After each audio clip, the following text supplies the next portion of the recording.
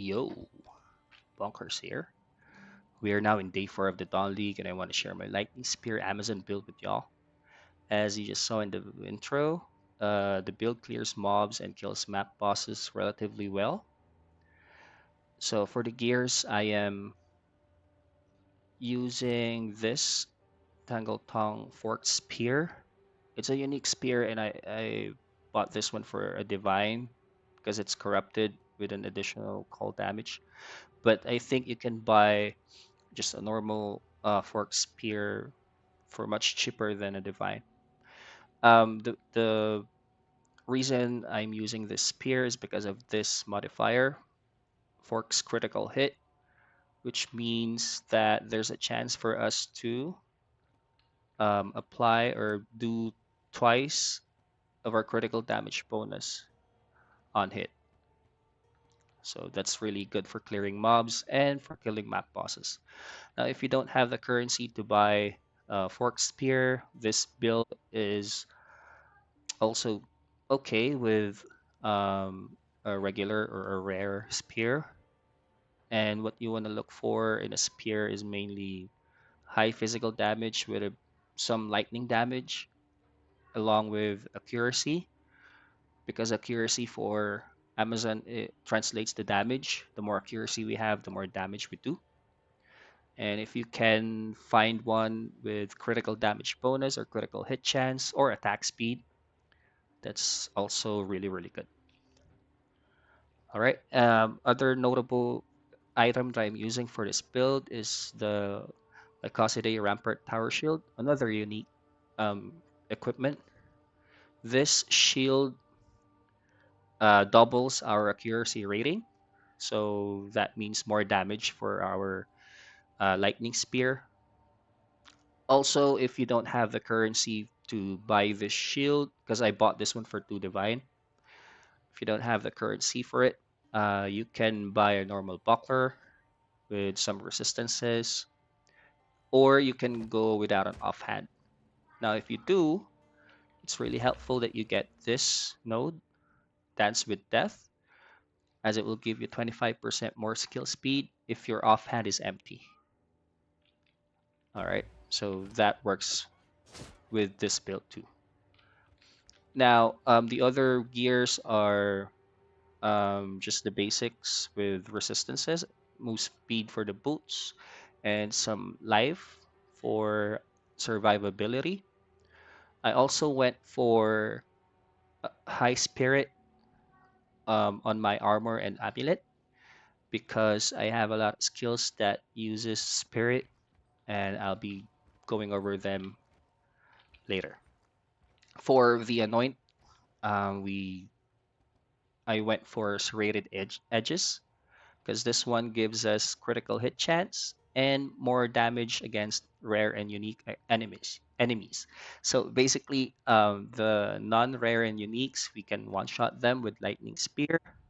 That's why I want more damage for the rare and unique ones because they're harder to kill. What else? I also got lucky with my rings because they both have accuracy together with resistances, and this one has mana per kill as well as the gloves. Those mana per kill mods are really helpful because the our main skill, Lightning Spear, um, consumes a lot of mana, and we run out of mana really fast. So if you don't want to spam your mana flask, you can go for gears with mana per kill on them, or you can go for inspiration if you want. But yeah, let's go check out our skill. So our main skill for this build is, of course, Lightning Spear. For this, I'm running Volt, which will give us voltaic charge as we move. And at max charges, which is 30, we will gain 15% extra lightning damage, as well as chain. So it will chain one time per 10 voltaic charge. So that will give us 3 chains if we have max voltaic charges. This is really good for clearing mobs, as it will really delete um, a lot of mobs in your whole screen. So I also went for Deliberation. So this one gives us 20% more damage at the cost of a 30% movement speed penalty. But since we are riding our Roa, then that movement speed penalty is negated. So as you can see, I'm freely just shooting my lightning spear without any movement speed penalty. So this support gem just basically gives us 20% more damage. All right, I'm also using Primal Armament for this, which gives us 25% more elemental damage. Lightning Infusion for 25% more lightning damage. And I'm running Bullseye because this one gives us 50% more accuracy. And again, for Amazon, accuracy translates to damage. So that's why I went for Bullseye. You can this there are support gems that you can use with lightning spear, such as long shot, which gives you 30% more attack damage if you're farther away from the enemy.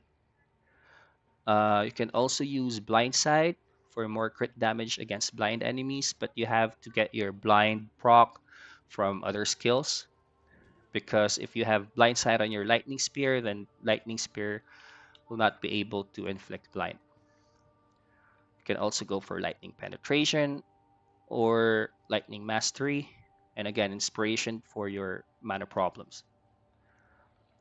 Second skill that we use for this build is Stormlands. For Stormlands, I'm using Scattershot, Perpetual Charge, Martial Tempo for more attack speed, and Elemental Focus. If we're using Stormlands for bossing, we can basically swap Primal Armament so that we get more elemental damage without the cost of not inflicting elemental ailments. So we can do this too. Now the strength behind Stormlands is on its frenzy charged um, proc.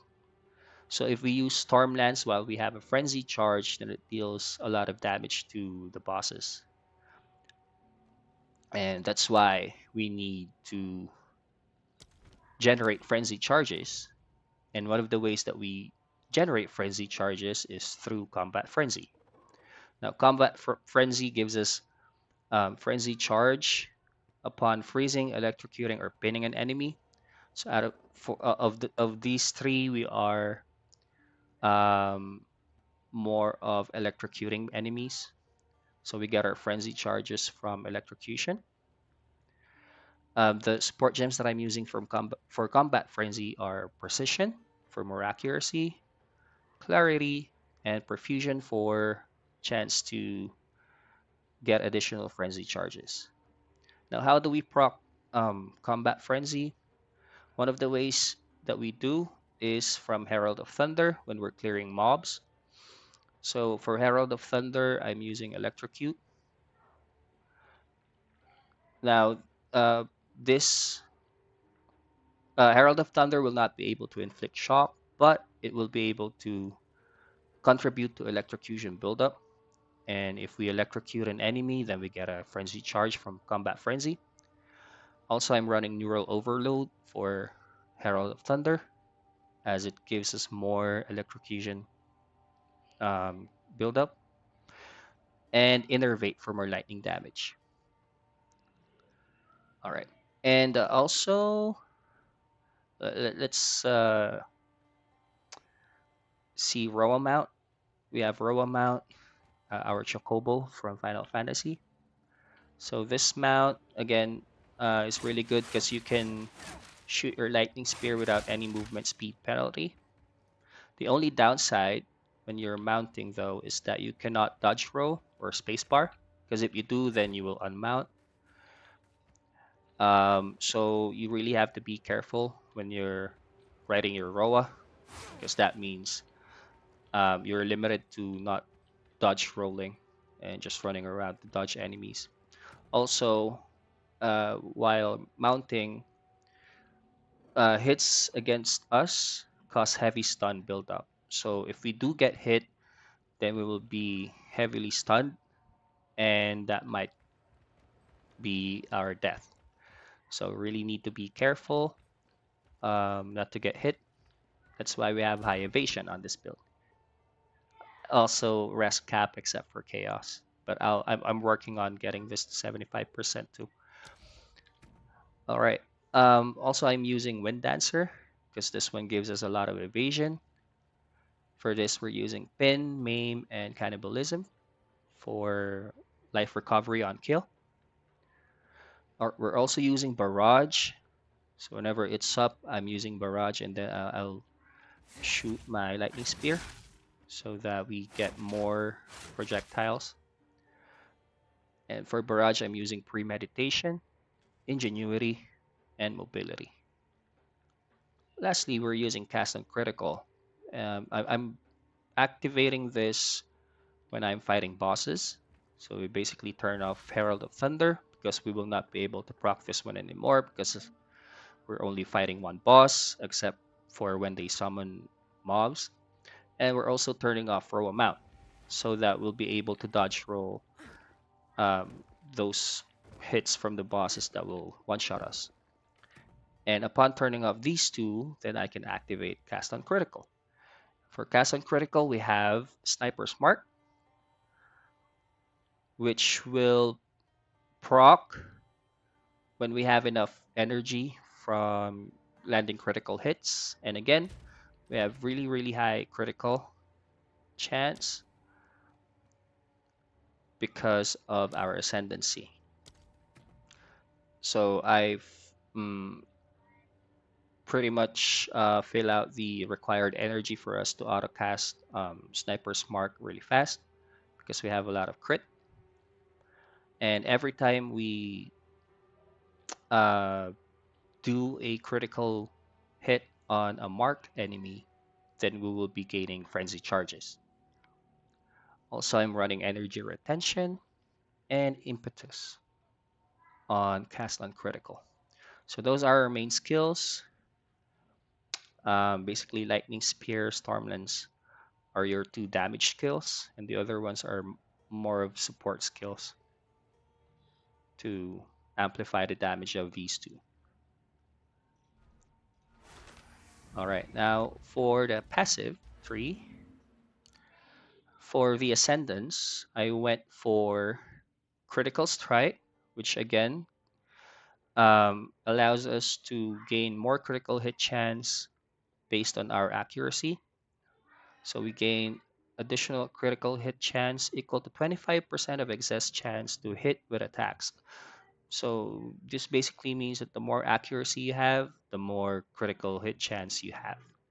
Like if we're gonna look at our lightning spear, our the estimated crit chance that we have from our accuracy rating is around 106% to 123%. So that's like a guaranteed critical hit chance at 100%. Also, we went for penetrate, which gives us more damage equal to 25% of the accuracy rating on our weapon. So even though this unique weapon doesn't have a base accuracy rating, we went for a greater vision rune so that we get 110 accuracy rating for us to benefit from this node. Or if you're using a non-unique spear, I suggest that you get one with a high accuracy rating so that you get a lot of damage from this node. I'm still thinking if I'll keep this keep this node because I'm using a non-unique I'm using a unique weapon without very high accuracy rating, but so far it's still working, so I'm gonna keep it for now. Also, we're going for predatory instinct. This one um, makes us do more damage against rare and unique enemies. And we also went for Asmeri Brew so that our life flask can also recover mana and our mana flask can also recover life. That's why our flasks look like this, red and blue. All right, for the other nodes, it's pretty much straightforward. We went for the early critical damage um, cluster here. Also, we went for the evasion and move speed right there. Um, we're getting these two for more elemental damage. Of course, these cluster for the spear weapon. Also, we went for accuracy and Falcon Dive, which is really good because we get 1% increased attack speed for per 250 accuracy rating. Our accuracy rating is around 12,000, so that's a lot of attack speed. Also, we went for skill speed, some attack damage right here, for more evasion on this cluster, and dex, more crit chance and crit damage from this cluster. Also, we went for subterfuge mask, which gives us evasion rating per one maximum energy on our helmet. As you can see, I'm using an energy shield helmet. Energy shield is not that high, but it gives me a lot of life, rarity, and resistances. So that's why it's really good. Also, we went for more attack damage right here and a chance to blind, 10% chance to blind enemies on hit with attacks, which synergizes well with this cluster because this one gives us 55% more damage against blind enemies. So if we proc blind on a boss, then we do 55% more damage on them, which is a lot of damage. Also went for some crit nodes right here, as well as um, more evasion and energy shield on this cluster. Also more crit chance and crit damage on these clusters. For the jewels, they're not that good yet, but I went for more accuracy, um, projectile damage on this one. This one has accuracy and critical damage bonus with spears, as well as a 7% chance to poison on hit. And this one has more damage with spears and lightning damage. So ideally, we want like 10% more accuracy on each jewel, as well as more critical damage with spears and lightning damage.